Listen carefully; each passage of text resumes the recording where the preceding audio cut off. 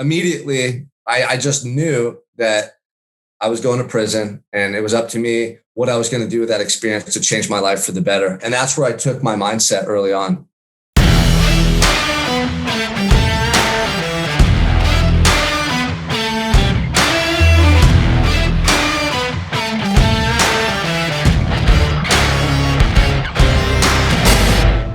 What's shaking? Welcome back to the All In Podcast. I'm your host, Rick Jordan. Today,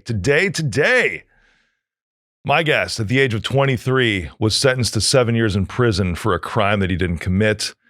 And he learned a whole bunch of new daily routines that were all adjusted and allowed him to create just new outcomes and results within his life. This is going to be a powerhouse day with my guest, Sean Crane. What's up, brother? What's up, my man? I'm excited to be here. I'm excited to have you. Of course, you know, this is the crazy thing. And I don't even care what the crime was that you didn't commit, but that's got to be like weird, depressing, you know, when you get sentenced to something like that, right? Yeah. Well, because of the crime and the severity of the event, we can get into that and into the details. It was surreal. It was like being in a nightmare that you never wake up from and you can't believe it's become your reality. My goodness, man. What was that? Was this something that just kind of hit you suddenly, or did it come on slowly over time? As far as the severity of the event and just how it impacted me? Yeah, exactly. Yeah. Yeah. So I feel like my whole life was honestly leading up to those moments. It's hard to describe, but I was just going down such a dark path in my life and I felt stuck and hopeless.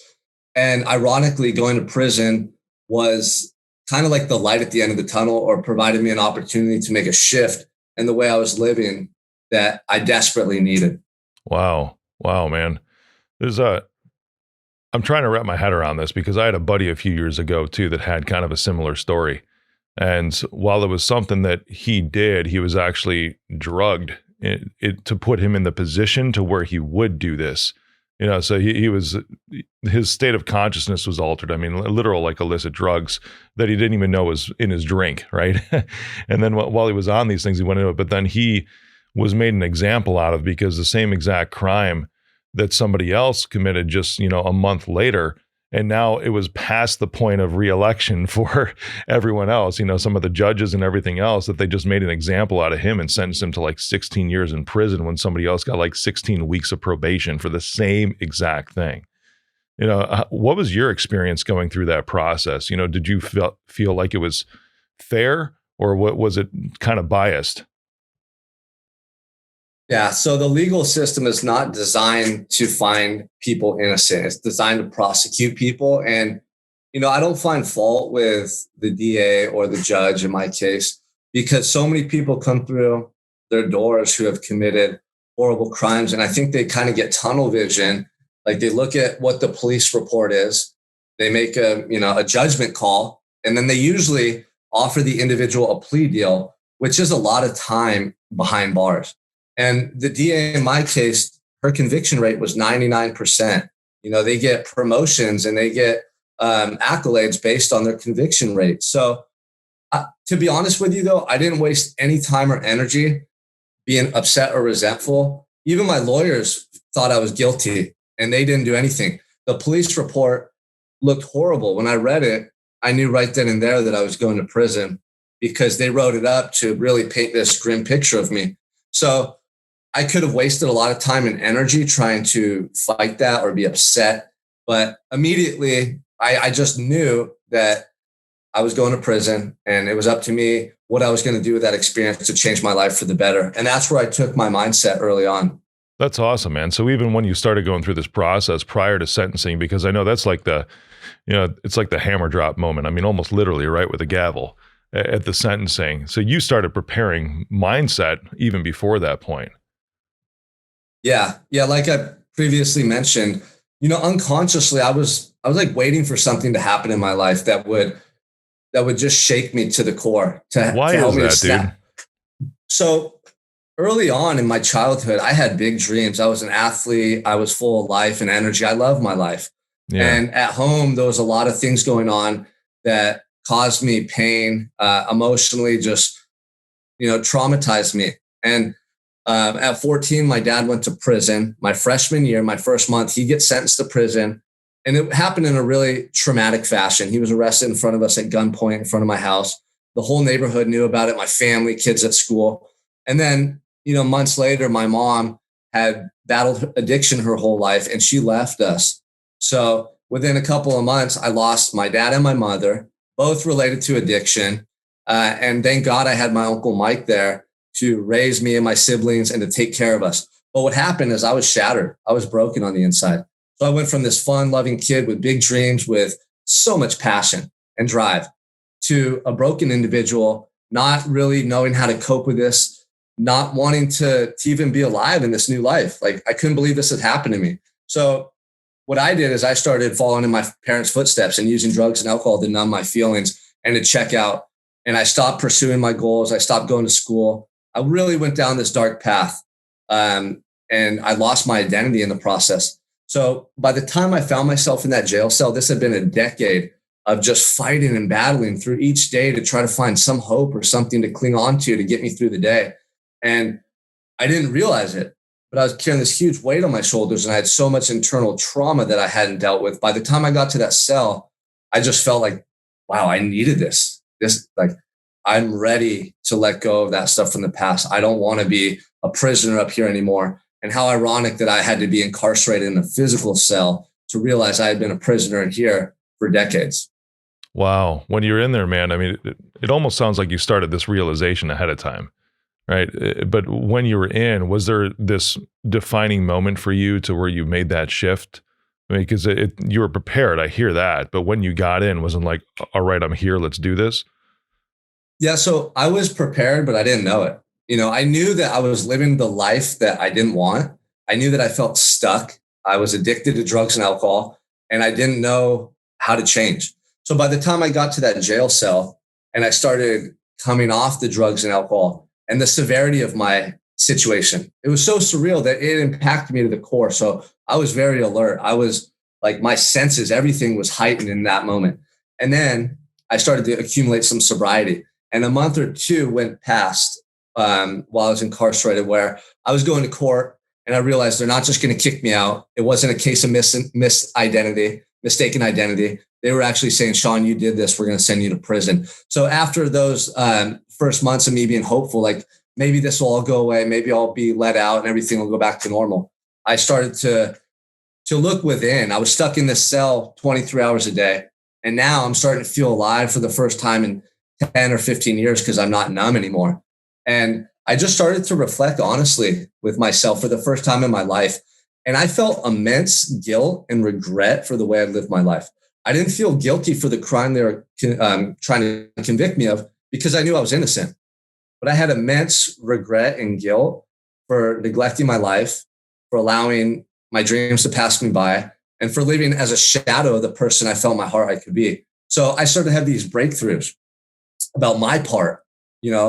My responsibility had to be like brought forth for me to change, right? I had to take responsibility for my actions.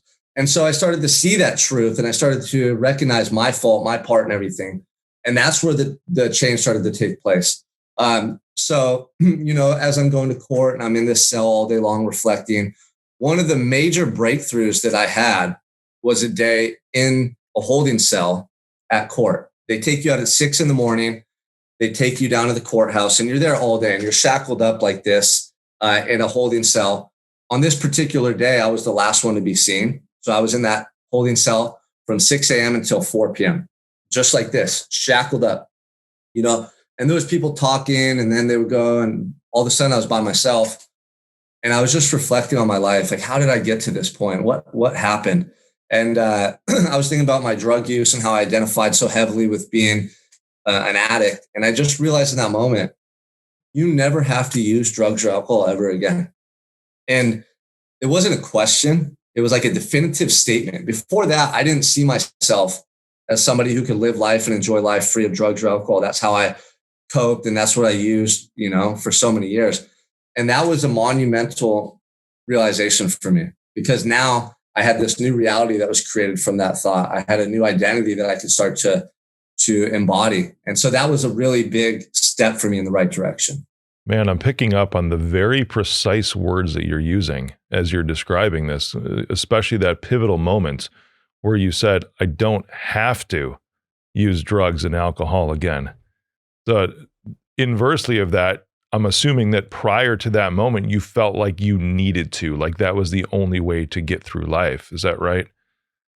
Absolutely. I mean, I remember thinking, how could I be sober? How could people be sober and enjoy their lives? That's how miserable I was and heartbroken.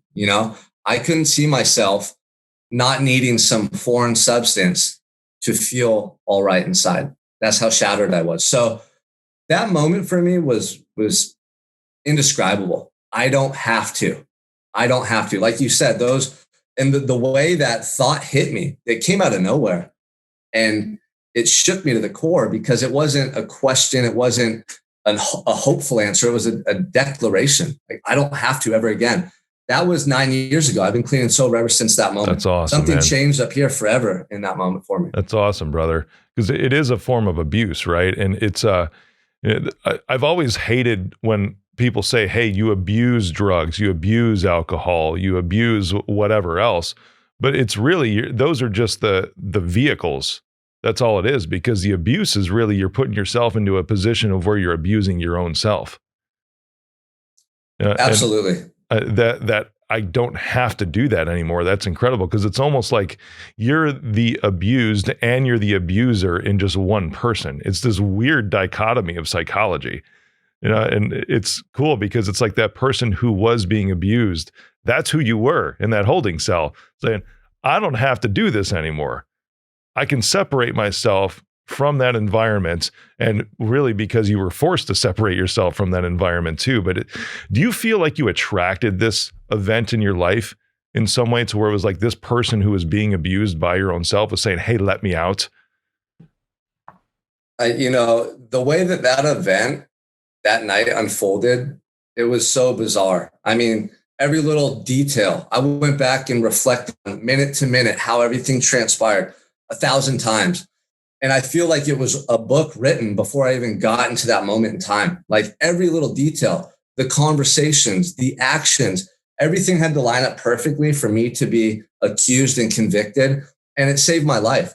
So I know it happened. In my heart, this is what I feel, that it happened for a specific purpose. I mean, if you look at my life when I was 21 and you look at my life at 31 last year, you could see it. I mean, it's like night and day, man. And so it's been incredible, to be honest with you. Dude, you can see it in your face too. I mean, anyone who's listening to this on Apple Podcasts or something, go to YouTube. Because I mean, while Sean's talking about this, and he's like, the difference between night and day, your face lights up, brother.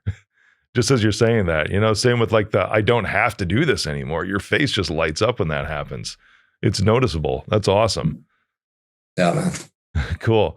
So when you're in, what was your experience like in prison? Because I mean, you started in that a little bit to where you're saying 23 hours a day, you're in a cell. What's that like, and what was your specific experience? Because I'm sure the type of confinement you were in had to do with the type of crime. Yeah. So I was charged with a violent crime. I mean, I was charged with attempted murder. That's really serious. And so I was looking at a life sentence initially, and it was no joke. It's not like you're going away for a year and you get to come home and live your life. I was looking at my life being done. And, thankfully that it was that serious, because I realized in that moment, when your life's done, you want to look back. This is me personally. I want to look back and say, I gave my all to every day. There's nothing that I wish I would have done differently, because, I understood how precious and valuable this journey is, and I soaked it up. Unfortunately, most people don't have that perspective. And I didn't early on. And I neglected so many moments in my life. I wasted so many opportunities. I made so many excuses and lied to myself. So now I'm in this cell by myself, and I'm realizing, wow, I didn't do anything that in my heart I wanted to do. I allowed fear, self-doubt, other people's opinions to dictate the way I lived my life. That feeling was horrible. It was that regret that just ate through, to my heart and just crushed me. So in that moment in the cell, I had a feeling that I wasn't going to do the rest of my life in prison. I had a feeling they were going to offer me some type of plea deal or something would happen. I didn't know. But I just made a definitive like statement to myself. Like I told you earlier, a declaration about my story. I made one and I said, no matter where I go or what I do for the rest of my life, I'm going to give my all to everything I do. And I'm never going to falter from being my true self ever again for anybody or anything. And that moment is when I found peace inside a jail cell. I found more freedom in that moment than I had my entire life, because my whole life I felt internally like a prisoner. Like I couldn't be who I truly wanted to be. I was scared. I was fearful. I was broken. And so that's what I started to do. In that jail cell, 23 hours a day, I started to give my all to anything I could do to better myself. And it started with the most trivial tasks. In jail, you're very aware of hygiene and being clean because it's a dirty place. So inside your cell, you keep it clean. You master what you have control over. And so I would clean my floor with a towel, and I would just clean that floor like it was the most important task of my life. And I would give my all to it. And I was just so in the moment, you know? And then when I would work out, I started doing these very intense workouts and just challenging my mind and my body to push harder and harder every day. And I saw that I could challenge myself and persevere. And I started to feel good about that. And I started to feel my body come alive. And then I would read and write all day, and I would write letters home. And early on, my spelling was horrible. My writing was horrible. And people would even write back and make comments about how many words I misspelled. And I did not like the way that made me feel. So I started asking my cellmate, hey, how do you spell this word? How do you spell that word? And he got sick and tired of telling me. So one day he threw a little pocket dictionary and it hit me like in the shoulder. He said, look it up. You know, I'd asked him how to spell a word. He said, look it up. And my initial thought was like, this guy, man, like I got kind of irritated. What a dick. And yeah. then Yeah, right. I paused and I'm like, okay, I'm going to watch what I do with this pocket dictionary. I started looking up every word, and any book I could get my hands on, I'd read it. And if I didn't know a word, I'd look up the definition, I'd write it down, and I started memorizing all these words. And I started changing my vocabulary. I started, articulating these words when I spoke to people and practicing and changing, a lot about me in a short period of time, to the point where I could feel my mind starting to come alive. I hadn't educated myself in decades. I didn't go to school. I neglected all that. So now I was starting to change. These little actions were starting to have an impact on my self-perception, my character, my confidence. And then I started to believe, wow, this effort and me putting my all into these little things can change me over time. And that's when the beginning of my transformation really took place. Man, that's fantastic. Your mentality and that transformation that you went through while you're in prison, what were some of the measurable results that you had? Because I know you said you were learning words, obviously physical, you start to pack on muscle and you can actually see it. That was one of the things that I did when I was transforming my mental state coming out of a deep state of depression too. But what other signs did you have that you could grasp onto to say, hey, there is a real change happening in me? Yeah. There's a handful that really stand out to me, because we want to get that positive feedback from the universe, the world, people. From something. Otherwise, it's just keeps us going. Yeah. Right? Otherwise, what's to look at, and who cares if you can't see results? Yeah. So one that is an interesting story. My cellmate really liked to write girls. He had pen pals. And so he would always be writing girls letters, and he wanted to write a poem to this girl he really liked, but he couldn't put the right words together. So he asked me. And this is when I had just started looking up all these words and trying to educate myself in the cell with a pocket dictionary. So I wrote a poem, and it came out really good. And I surprised myself. I didn't know that I could write poetry or put these words together. And she wrote back and she loved it. She was like, over the moon. Oh my gosh, I can't believe you wrote that. He never told her it was me, but I had never put myself out there like that. Like I would always hold back and be the one to say, no, I don't want to do that. And just dismiss opportunities or little silly things like that. So for me to go out of my comfort zone and write a poem, that was a really big deal. That showed me, hey man, you can go and try these new things and you can excel. And even if you don't excel, you can learn and improve over time. So that gave me a lot of confidence in my ability to write, creative writing, stuff like that I would go on to do later on. And then another one. Well, let me continue with that story. So what happened with that was I was looking up words, in the dictionary. Some people might not think that's a big deal. I was reading every day. I was writing letters home, and I wrote that poem. So I'm coming off of being an individual who's abusing drugs, didn't try at all in high school. I got a diploma, but I didn't earn it. I had no track record of achieving success in really any realm of my life. So these were small steps in the right direction. I learned going to prison that they offer a correspondence program for college courses. Had I not started doing that stuff in the county jail, I probably wouldn't have the confidence that I could take college courses and do well. But building on that experience of getting out of my comfort zone and just applying myself, I said, you know what? I got to go for this, man. I wasted so much of my life. I'm in prison. I need to gravitate towards anything positive I can do. So I signed up for college courses and I loved it. It transformed my mentality on so many levels. I got to learn about psychology, biology, business, all these fascinating things. So I'm in prison, but I'm educating myself every day. I'm not even incarcerated in these moments. I felt like a student. I was just absorbing this information day by day.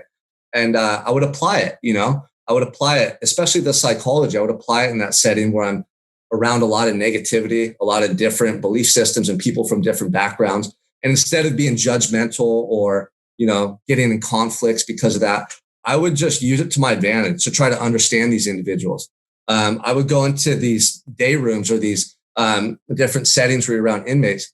And I would envision myself being a psychologist, learning about people. I wasn't a prisoner.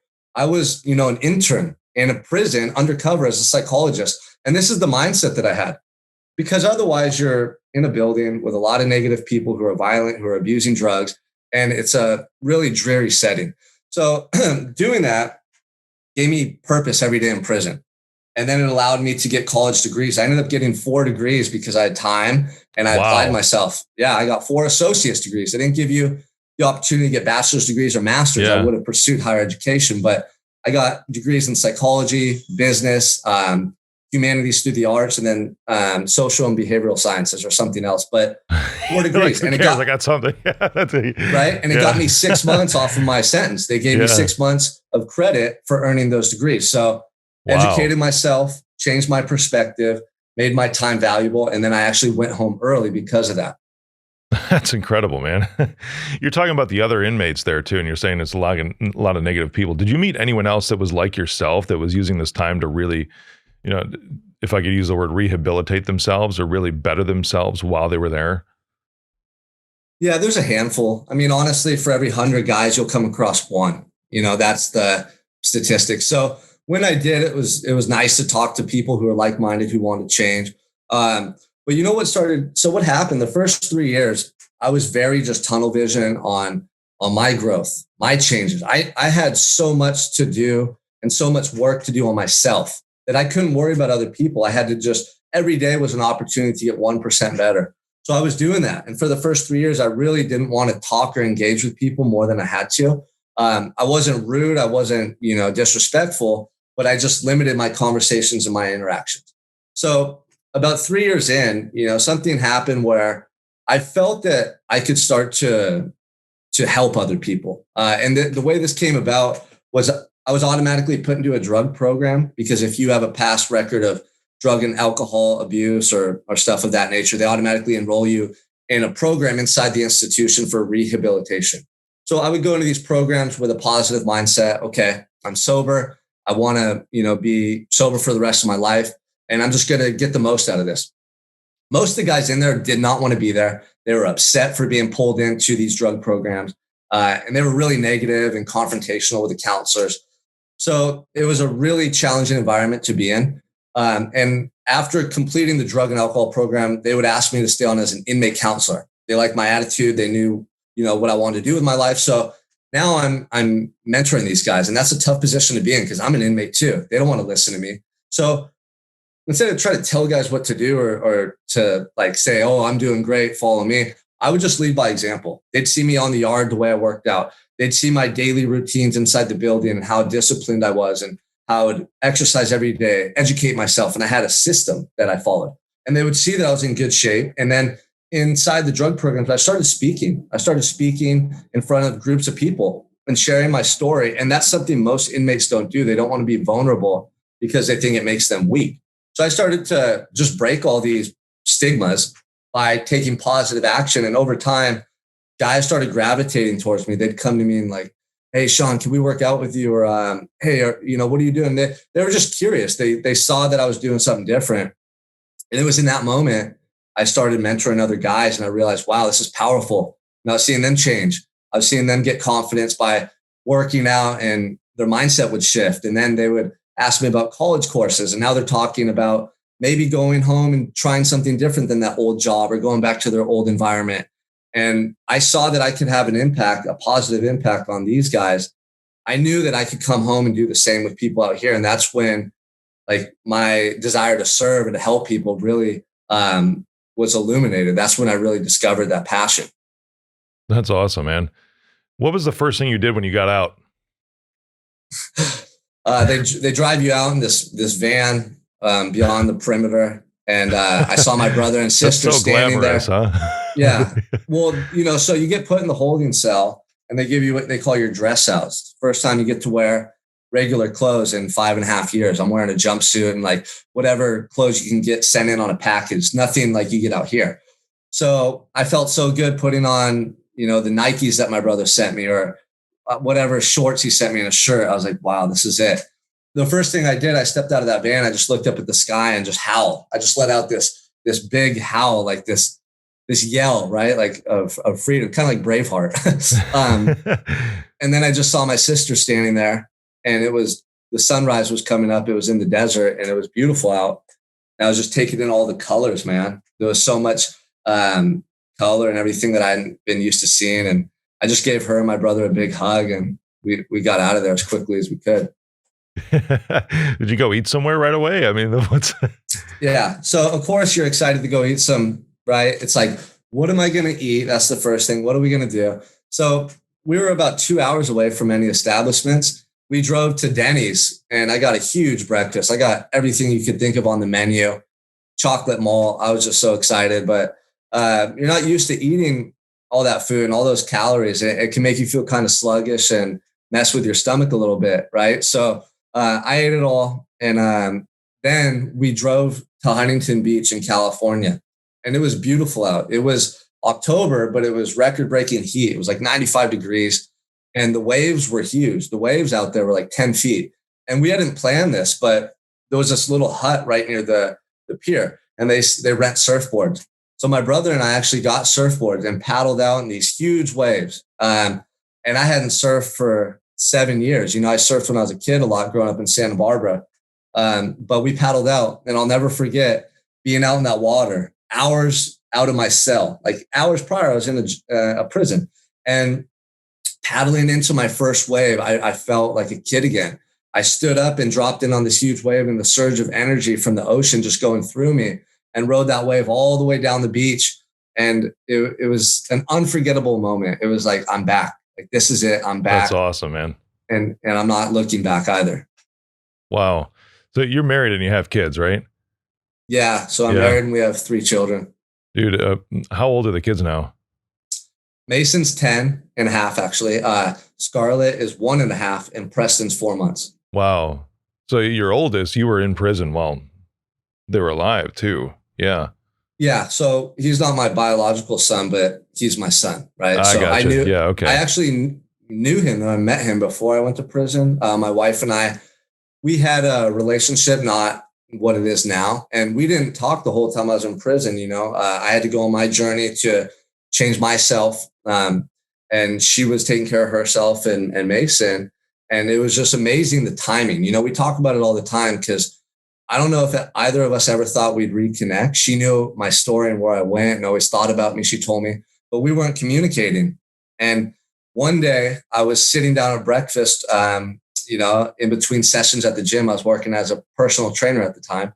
And she was sitting with her dad and Mason having breakfast. And I remember she didn't say hi to me. And we were pretty close before I left, and I was like, wow, did I do something that she's upset about? Why didn't, what's going on?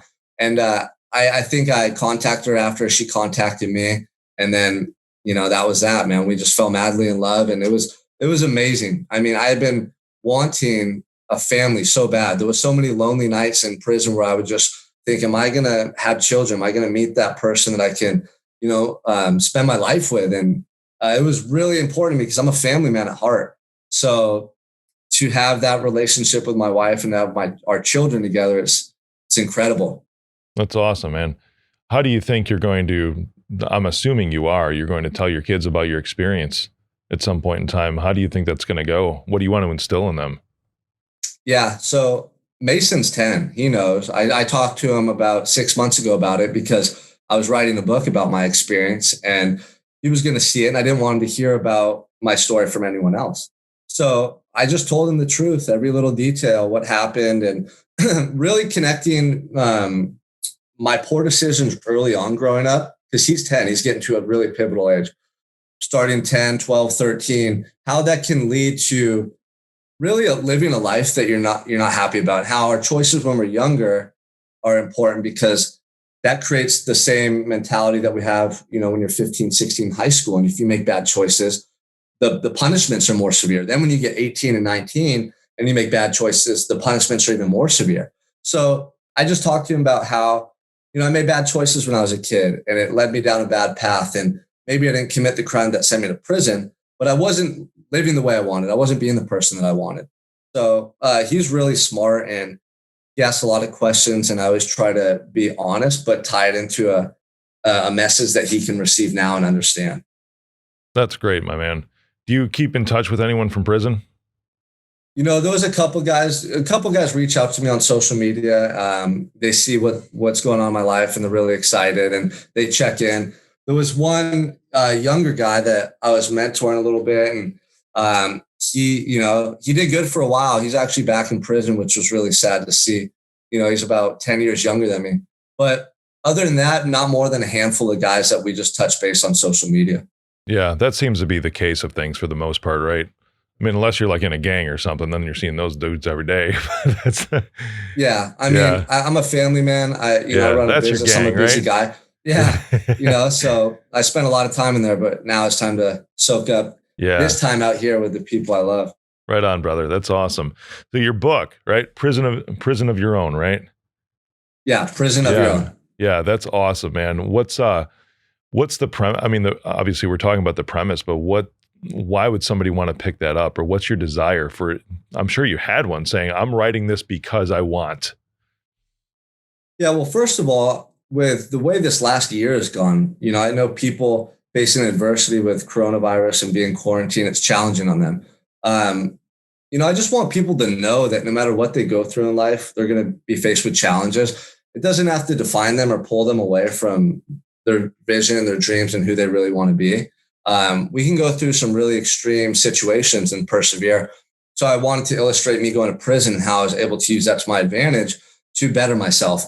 But the bigger message is that, as a kid, as an adolescent, I allowed fear and self-doubt to dictate my decision-making.